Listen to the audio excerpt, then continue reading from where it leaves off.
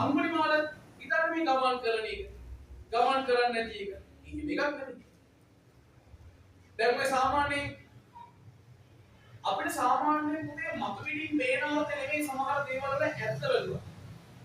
සිංහලයේ කවියක් කියනවා "කෝගහ මුලති තන මිරිකුවා චිනලත.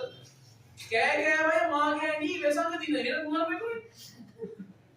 කෝගහ මුලති තෘෂ්ණාව මිරිකල ධම්ම බුදුහාමුදුරුවෝ. මොකද කිව්වේ? කෑ කෑවය මාගේ ඇණී වෙසඟ දින. ඒක බලන් හිටපු මහීකාන්තාව කම්පා වුණා.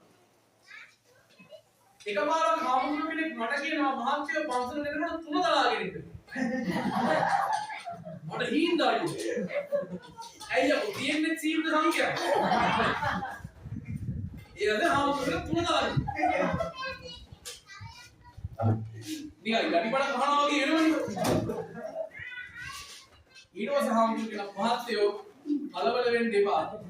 තුන දලා ගන්න කියලා කියන මොකද්ද? සිත කය වචනේ සංවර කරගෙන. අම්මා ගෙවෙන්න හාමුදුරුවෝ අහත්තිරලා අපර කිව්වා මරණ මංජක දසුත් වෙන්න පටන් ගත්තා මන්දරේ